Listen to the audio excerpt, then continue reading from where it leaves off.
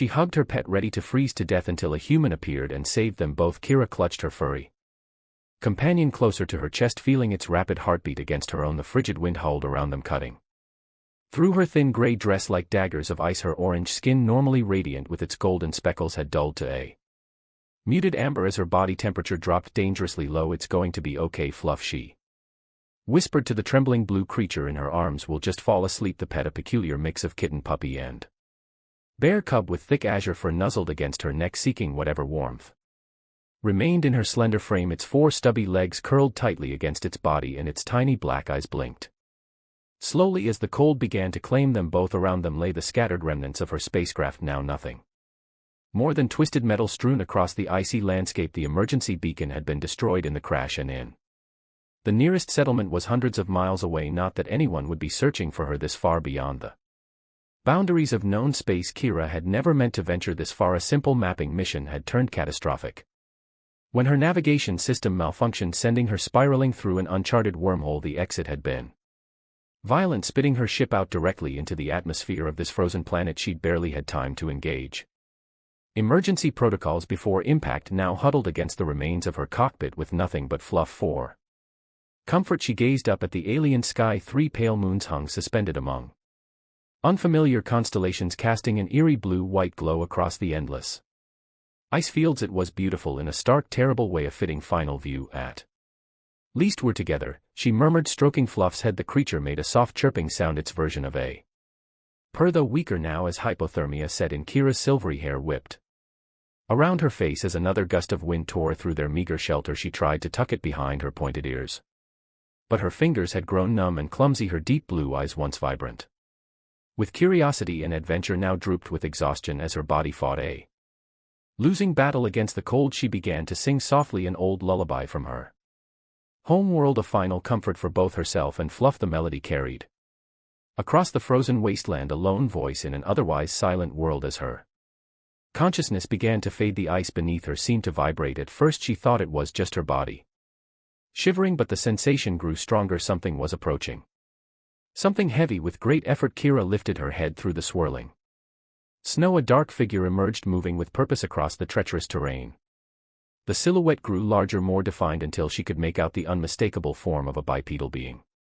Encased in heavy-duty combat armor, the figure stopped before her, towering and imposing in dark silvery plating. A helmet concealed its face, reflecting her own frightened expression back at her. For a moment they simply stared at each other, Kira, an orange-skinned alien clutching her exotic pet, and this mysterious armored stranger. Then, without a word, the figure knelt down and extended gloved hands toward her. Kira flinched, unsure of the intention, but too weak to flee. To her surprise, the stranger gently scooped both her and Fluff into powerful arms, cradling them against an armored chest that radiated blessed warmth. "Who?" she tried to ask, but her voice cracked from the cold. The helmet tilted down toward her, and a deep, distinctly male voice responded in a language she didn't understand. The tone, however, was unmistakably reassuring. As the stranger carried them across the ice, Kira caught sight of a structure in the distance. Some kind of shelter or outpost. Hope, faint but persistent, flickered within her. Perhaps this wasn't the end after all. The last thing she remembered before unconsciousness claimed her was the steady rhythm of the stranger's footsteps and the surprising gentleness of his armored embrace. Warmth, that was the first sensation that registered in Kira's mind. As consciousness slowly returned, a warmth and the soft weight of Fluff curled against her side. The creature's rhythmic breathing, a comforting reminder that they had both survived. Her eyelids fluttered open, revealing a metal ceiling illuminated by soft amber lighting. She was lying on something cushioned, not luxurious but infinitely better than the ice where she'd expected to die. A thermal blanket had been draped over her slender form, its material unfamiliar but effective. Kira turned her head, taking in her surroundings. The space was compact but efficiently organized, clearly some kind of emergency shelter or outpost. Equipment lined the walls, most of it unrecognizable to her, though she could identify what appeared to be communication devices and survival gear. A movement caught her attention. The armored figure who had rescued her stood at a console on the far side of the room, his back to her. He had removed his helmet, revealing a head of short dark hair. Even from behind she could tell he was unlike any species she had encountered before. As if sensing her gaze, he turned. Kira's breath caught in her throat. His face was hairless except for well-defined brows and a shadow of stubble along his jaw. His skin was a Pale to nothing like her vibrant orange complexion, but it was his eyes that captivated her, an intense gray-green that studied her with equal curiosity. "You're awake," he said the words. Meaningless to her ears, Kira sat up slowly, wincing at the stiffness in her limbs. Fluff stirred beside her, blinking its tiny black eyes before stretching its 4 legs and yawning, revealing a pink tongue and small white teeth. "Thank you," she responded in her own language, knowing he wouldn't understand, but feeling the need to express her gratitude nonetheless. The man tilted his head, then tapped a device on his wrist. He spoke again, this time followed by a mechanical voice that attempted to translate his words into several different languages, none of which Kira recognized. Seeing the confusion on her face, he frowned, then approached slowly, hands raised in a universal gesture of peace. Kira tensed slightly but remained still, watching as he reached for something on a nearby shelf. He returned with a small device, which he placed on the table between them. With deliberate movements he pointed to himself and said clearly, "Jack." Kira understood. She pointed to herself and replied, "Kira." A smile broke across his face in an expression so similar to her own people's that it startled her. He then gestured to the blue creature now investigating the edge of the blanket. "Fluff," Kira said, then added with a small laugh, "Not very creative, I know." Though he couldn't understand her words, Jack seemed to appreciate the sentiment. He chuckled, a warm sound that somehow bridged the gap between their species. Over the next hour they established a rudimentary form of communication through gestures and drawings on a tablet Jack produced. Kira learned that she had crashed on a planet designated as Frostpoint by humans, Jack's species. He was part of a small exploratory team mapping the outer reaches of what they called Sector 7. Jack had been on a solo reconnaissance mission when his sensors detected her crash against protocol. He had diverted to investigate, finding her nearly frozen to death among the wreckage. The shelter was one of several emergency outposts scattered across the planet's surface, stocked with supplies and equipment for situations exactly like this one. The main human base was located several hundred miles to the south, where the climate was marginally less hostile. As they communicated, Kira couldn't help but notice the way Jack's eyes occasionally lingered on her. There was professional concern there, certainly, but also something else, an appreciation that transcended species. She found herself equally fascinated by him, by the strength evident in his movements and the intelligence behind his eyes. Fluff, meanwhile, had overcome its initial weariness and now explored the shelter with curious chirps, occasionally returning to bump its head against Jack's hand, a gesture that seemed to delight the human. "Your pet is friendly." Jack said the words meaningless but the tone clear as he scratched behind Fluff's ears. "He likes you," Kira replied with a smile, watching as Fluff practically melted under the attention. Their moment of connection was interrupted by a sudden blaring alarm. Jack's expression shifted instantly from relaxed to alert. He moved quickly to the console, checking readings with practiced efficiency. Kira didn't need a translator to understand that something was wrong. She rose from the bed, steadier now, and joined him at the console. The screen displayed what appeared to be a weather map with an ominous mass of swirling patterns approaching their location. Jack pointed to the display, then made sweeping gestures with his hands, mimicking howling wind. He held up 5 fingers, then pointed to a clock on the wall. "A storm," Kira guessed. "Coming in 5 hours."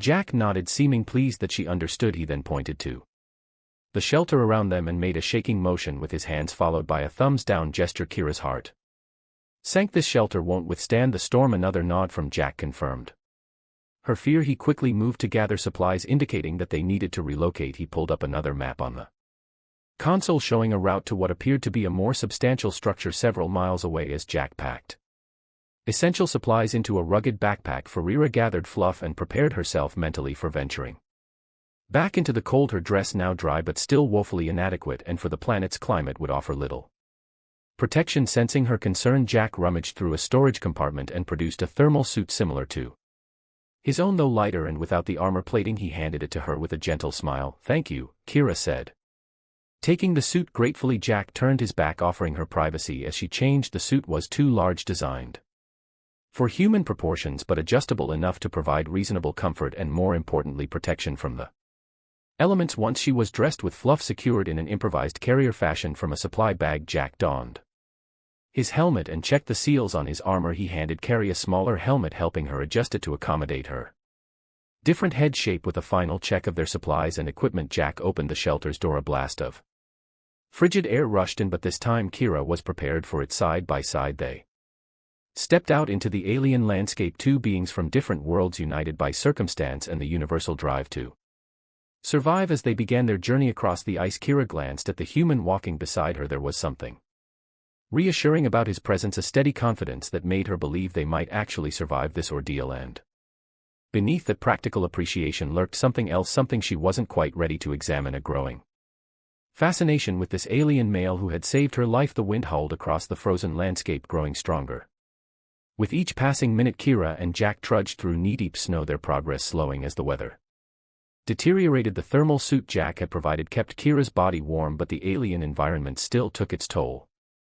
Her muscles evolved for a warmer climate, protested with each step. How much further? She asked, forgetting momentarily that Jack couldn't understand her words. Instead, she pointed ahead and tilted her head questioningly. Jack checked a device on his wrist, then held up 3 fingers before pointing to a ridge in the distance. 3 kilometers to go. Kira nodded, adjusting the makeshift carrier, where Fluff huddled against her chest, protected from the worst of the elements but still trembling slightly. They pressed onward, Jack occasionally taking her elbow to steady her when the terrain grew particularly treacherous each time his gloved hand touched her arm. Kira felt a strange flutter in her chest, a reaction she attributed to the stress of their situation rather than the contact itself. As they crested a small rise, Jack suddenly dropped to a crouch, pulling Kira down beside him. He pointed ahead where a dark shape moved through the swirling snow. The creature was massive, at least twice Jack's height, with 6 limbs and a body covered in thick white fur that made it nearly invisible against the landscape. Only its movement betrayed its presence. Frost Titan, Jack whispered the words, meaningless to Kira, but his tone conveying the danger. The creature paused, lifting what appeared to be its head to scent the air.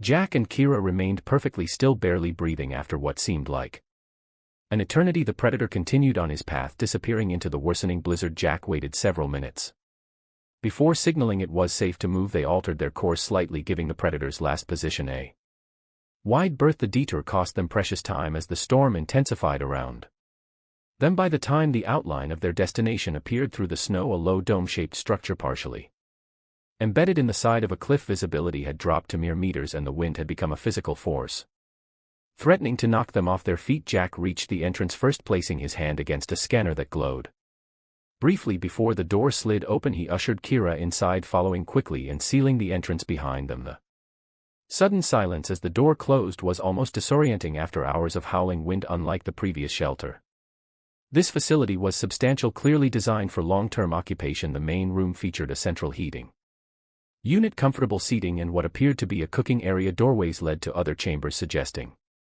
sleeping quarters and perhaps laboratory space. This is much better, Kira said appreciatively, setting down her pack and carefully extracting Fluff from his carrier. The blue creature immediately began exploring their new surroundings.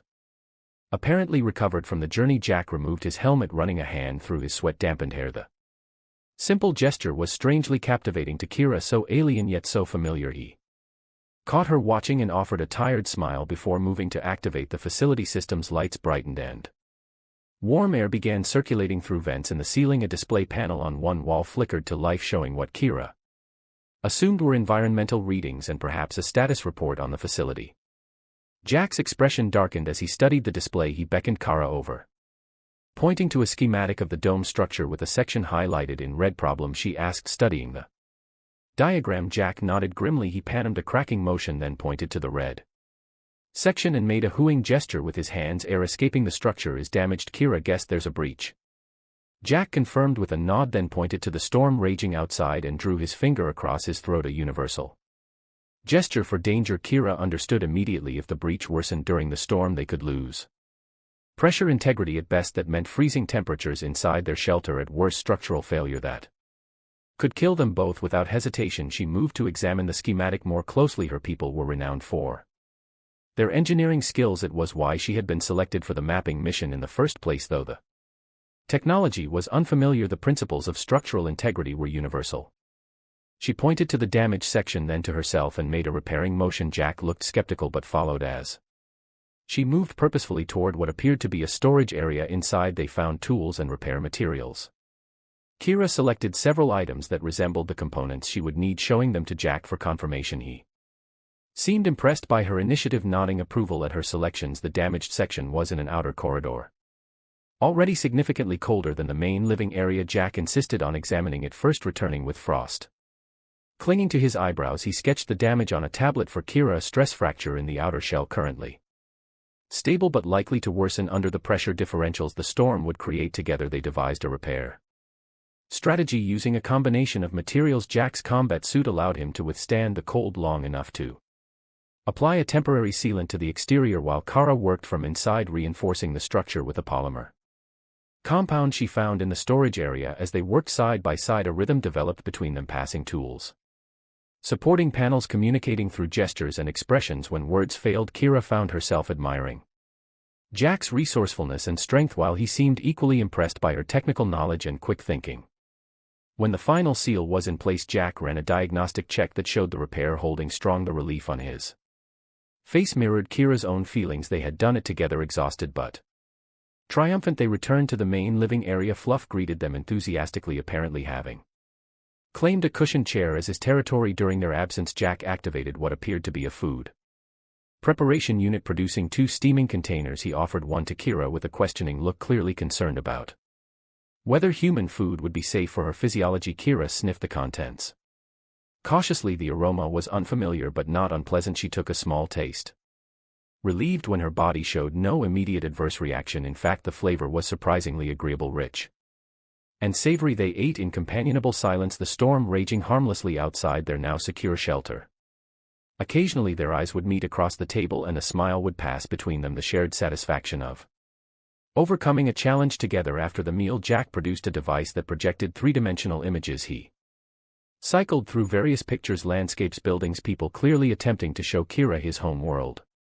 Kira watched fascinated as scenes of Earth appeared before her. The diversity of environments was staggering, from vast oceans to towering mountains, lush forests to sprawling cities. Jack's people appeared in many forms with varying skin tones and features, but all recognizably human. When the display showed Jack in what appeared to be a military uniform, standing proudly with other similarly dressed humans, Kira understood more about her rescuer. He was a soldier, or perhaps an officer, someone trained for discipline and duty in return. Kira attempted to describe her own world. She drew pictures on the tablet showing the twin suns that warmed her home world and the floating cities where her people lived. She sketched her own species, their distinctive orange skin with gold speckles, the crest that ran along the males' heads, the long prehensile tails that both genders possessed. Jack watched with evident fascination, asking questions she couldn't understand but attempting to learn nonetheless. When Kira drew her family unit, herself, her 2 parents and 3 siblings, Jack smiled warmly before showing an image of his own family, an older couple who shared his features and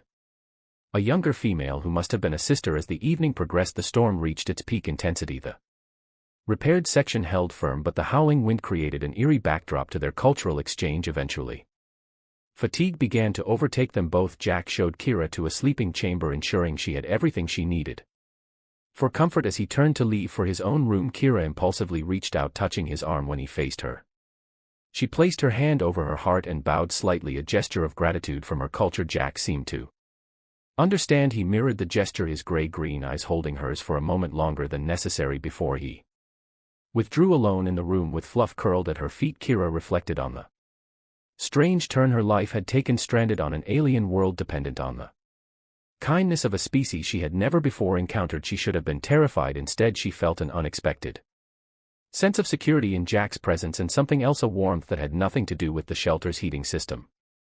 As she drifted towards sleep, the image of Jack's face stayed with her, so alien yet increasingly familiar. Tomorrow would bring new challenges, but for now they were safe from the storm thanks to their combined efforts outside. Unbeknownst to the shelter's occupants, the storm reached its peak intensity. The howling winds battered the reinforced structure, testing the repairs they had made within their sanctuary. Jack and Kira slept peacefully, each dreaming of worlds the other had never seen. The storm subsided gradually, its fury spent after raging through the night. Dawn brought an eerie stillness to the frozen landscape, broken only by the occasional crack of settling ice inside the shelter. Kira woke to the gentle nudging of Fluff against her cheek, the creature eager for attention after a night curled at her feet. Good morning to you too, she murmured, stroking the soft blue fur. Her body felt surprisingly arrested despite the previous day's ordeal. The aroma of something cooking drew her from the sleeping chamber. She found Jack at the preparation unit, his back to her as he manipulated controls with practiced ease. He had changed from his armor in a more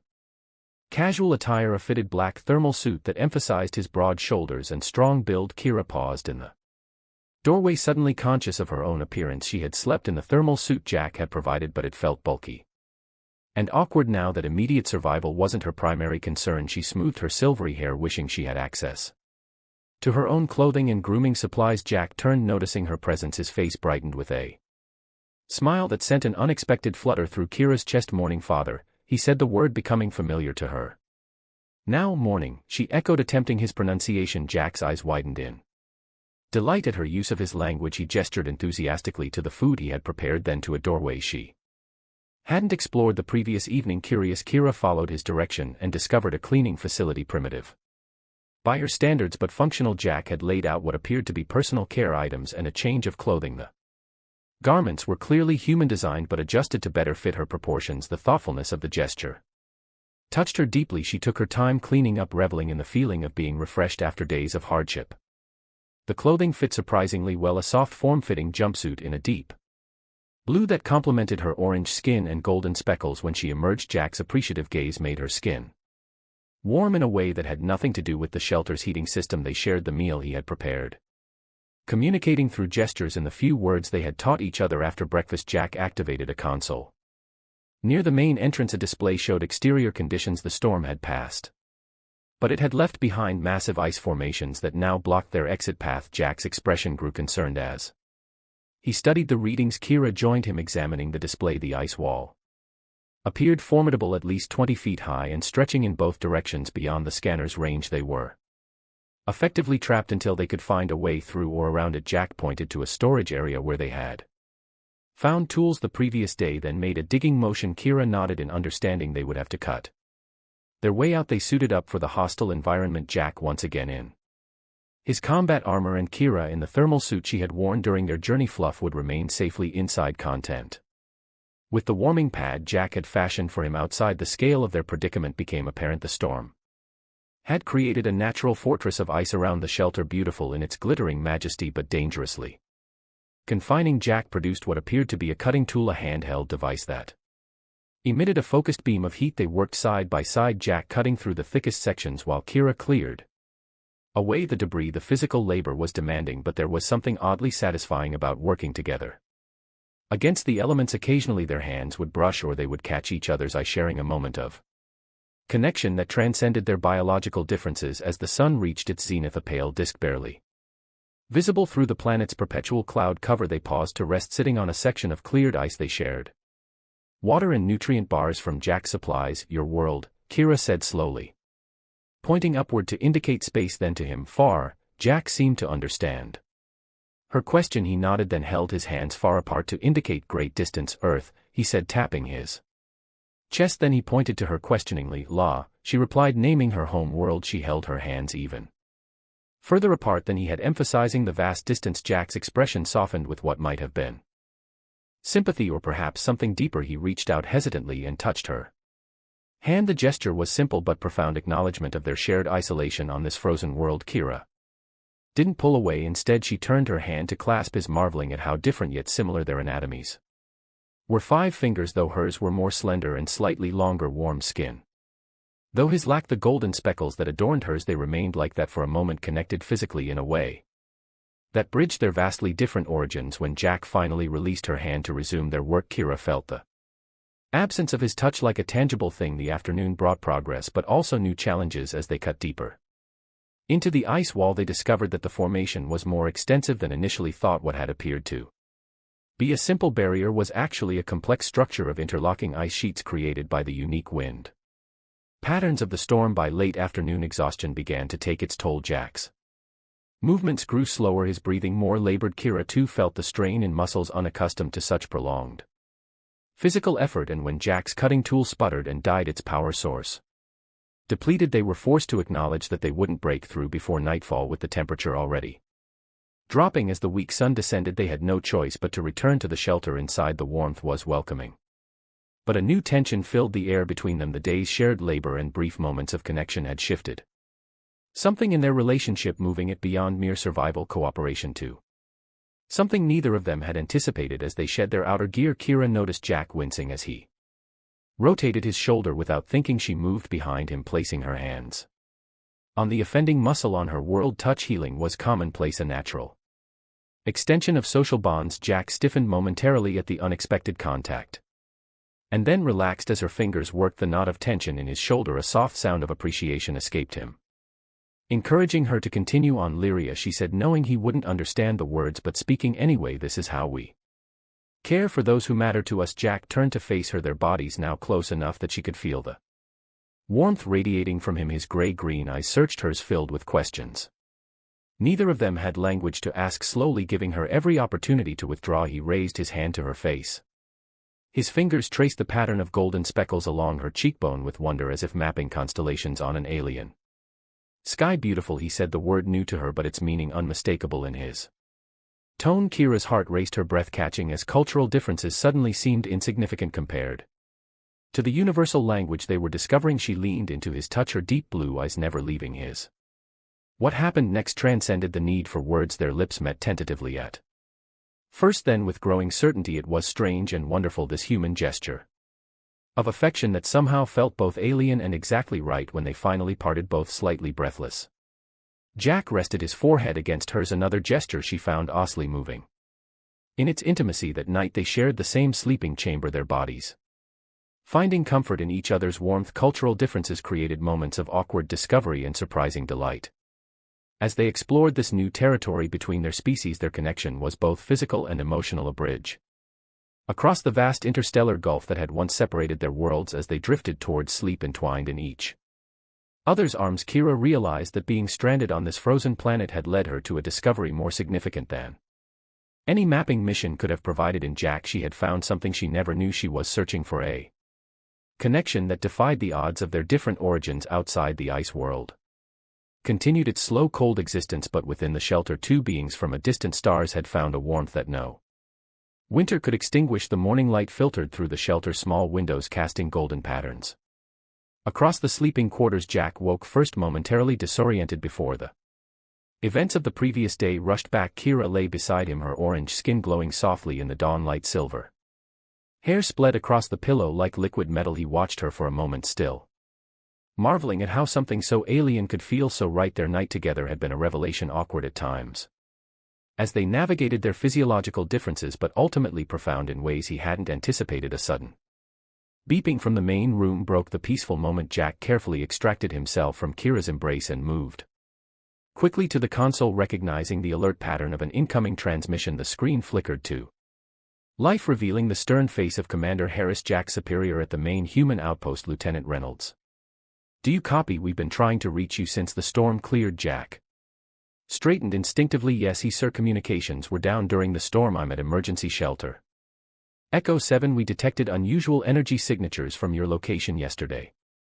Report your status. Jack hesitated, his military training warring with his newfound feelings for Kira. I'm not alone, sir. I rescued a survivor from a crashed spacecraft. Harris's eyes narrowed. Xenoid, the term technically correct but carrying undertones of otherness that now grated on Jack, made him wheeze internally. Yes, sir. Female humanoid, non-hostile. Her name is Kira. Your orders were reconnaissance only, Lieutenant. No contact with indigenous life. She's not indigenous, sir. Her ship crashed during the storm. She would have died without intervention. Harris's expression remained impassive. We're sending an extraction team ETA 4 hours. Secure the Xenoid for transport and debriefing. The transmission ended before Jack could respond, leaving him staring at a blank screen. The implications were clear. Kira would be treated as a security concern rather than a person deserving of respect and dignity. Jack, he turned to find Kira standing in the doorway, fluff cradled in her arms. Something in his expression must have alerted her to the situation. Problem? She asked, her command of his language growing daily.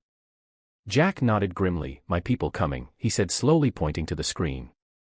Then making a grabbing motion followed by pointing to her. Take you. Kira's deep blue eyes widened with understanding. Not good. No, Jack confirmed, not good. He paced the room, considering their options. The extraction team would follow standard protocol, secure the Xenoid, transport her to the main base for interrogation, then likely detention. While Earth Command decided her fate, she would be treated as a potential threat, not as the remarkable being he had come to care for. Jack made his decision. Moving to another console, he activated The shelter's emergency protocol screens lit up with status reports and inventory lists. What doing? Kira asked. Setting Fluff down to join him. Jack pointed to a schematic of the shelter, then to a section marked in blue. Ships, he said, making a flying motion with his hand. Small ships. Kira's expression brightened with hope. Leave. Yes, Jack confirmed. Together he led her to a sealed door at the rear of the shelter. After entering a security code, the door slid open to reveal a small hangar containing 2 compact vessels, emergency evacuation craft designed for planetary escape if necessary. While Kira examined the ships with obvious technical interest, Jack gathered supplies, food, medical equipment, navigation data, everything they would need for a journey off-world. He downloaded the shelter's database to a portable device, including all information on known star systems and potential habitable worlds. As he worked, Jack was acutely aware that he was about to become a deserter, abandoning his post, violating direct orders, and essentially ending his military career. Strangely, the thought brought more relief than regret. His time with Kira had shown him a different way of seeing the universe, one where connection mattered more than conquest, where differences were to be celebrated rather than feared. Kira seemed to sense his internal conflict. She approached, placing a gentle hand on his arm. Why help me? She asked, her pronunciation careful but clear. Jack met her gaze, finding the words despite their limited shared vocabulary. You are important, he said, touching his chest over his heart. More important than orders.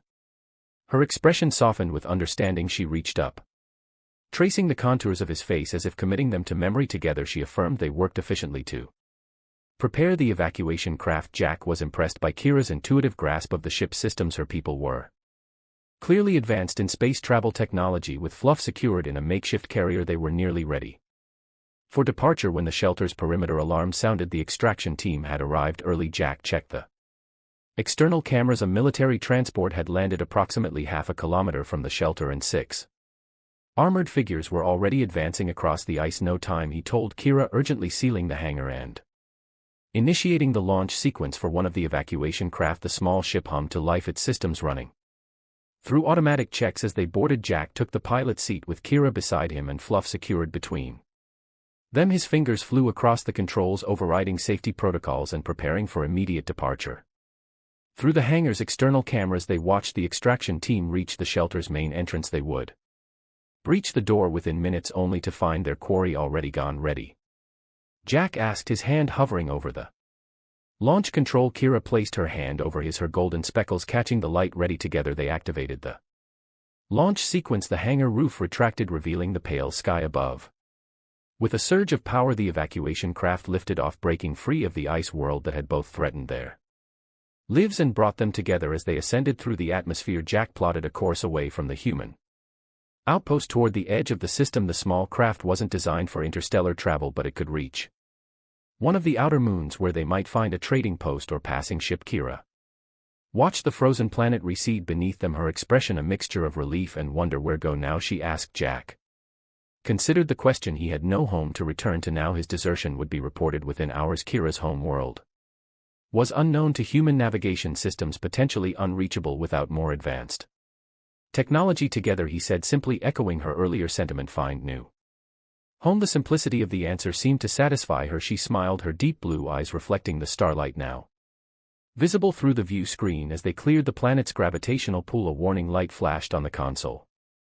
Jack checked the readings and felt his heart sink. The extraction team had deployed pursuit craft faster and better armed than their evacuation vessel. Problem, he told Kira, pointing to the radar display. She studied the screen, then surprised him by taking control of the navigation system. Her slender fingers moved with confidence across the unfamiliar interface, making adjustments to their course. Trust, she said, meeting his eyes briefly before returning her attention to the controls. Jack nodded, relinquishing command to her.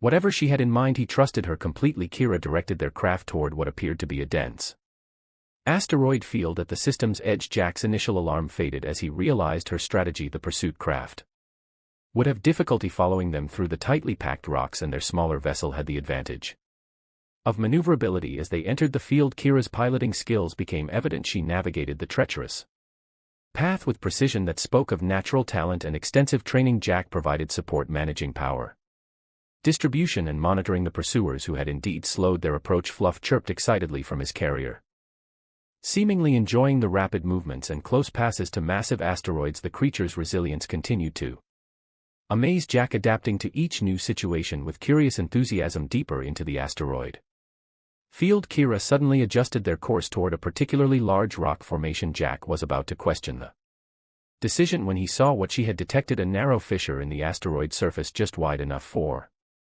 their craft but impossible for the larger pursuit vessels. With breathtaking precision, Kira guided them into the crevice, which opened it to a hollow cavity within the asteroid itself. She powered down all non-essential systems, leaving them in near darkness as the pursuit craft passed overhead, unable to detect their presence in the dim emergency lighting. Jack turned to Kira with newfound admiration. "You amazing," he said, the simple words inadequate for what he felt. She smiled, the golden speckles on her skin seeming to glow in the low light. "We amazing," she corrected, taking his hand. They remained hidden for several hours, monitoring communications and sensor readings. Eventually the pursuit craft abandoned their search, returning to the main outpost. Only then did Kira power up their systems and guide them out of their hiding place. With the immediate danger past, they set course for the outermost moon of the system, a place Jack knew hosted a small independent trading post frequented by ships from various worlds. There they might find passage to a neutral system where both humans and Kira's people occasionally ventured as they traveled. Jack used the shelter's database to create a more comprehensive translation program. Slowly their ability to communicate improved, allowing for deeper conversations about their respective worlds and cultures. Kira told him of Luria, a warm world orbiting twin suns where her people had built cities that floated among the clouds. She had been a crafter mapping uncharted regions of space when her ship malfunctioned, sending her through an unstable wormhole to the system where Jack found her. In turn, Jack shared stories of Earth and humanity's expansion to the stars. He spoke of the beauty of his home world's oceans and forests, so different from the frozen landscape where they had met. He explained his disillusionment with the military's approach to alien contact, the fear and suspicion that governed their protocols. "Humans afraid of different," he said, struggling to express complex concepts with his limited vocabulary. Kira nodded in understanding. "My people too," she admitted. "Fear what? Not know we different," Jack said, gesturing between them. "But same too." The simple observation contained a profound truth that both of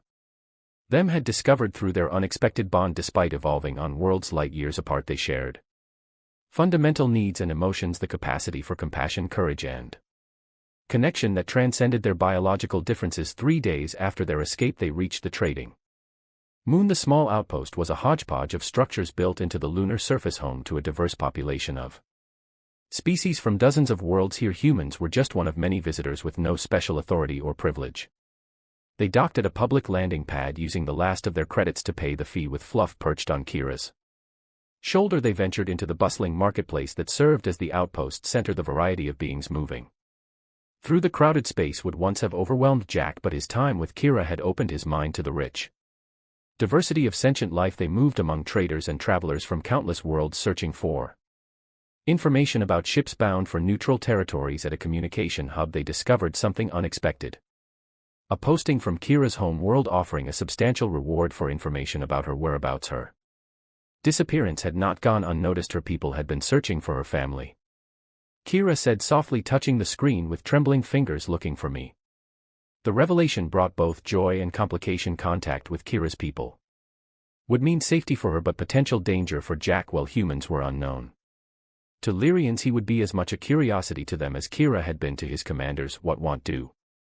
Jack asked, his simplified language reflecting his uncertainty. Kira studied his face, her deep blue eyes searching his. "Want both," she said, "finally home and you." The simplicity of her answer touched something profound in Jack. In that moment he realized that home was no longer a place for him. It was wherever Kira was. They found a communication terminal that allowed for secure anonymous messages. With Jack's help, Kira composed a careful response to her people's posting, revealing her survival but withholding their location until certain assurances could be made, specifically safe passage for both her and her human companion while awaiting a response. They secured temporary lodging in the outpost residential section, a small single-room dwelling carved from the moon's rock. The space was cramped but private, allowing them a moment of respite after days of tension and flight. Fluff immediately claimed a spot on the room's only chair, curling into a contented blue ball and promptly falling asleep. Jack and Kira stood awkwardly in the center of the room, suddenly aware of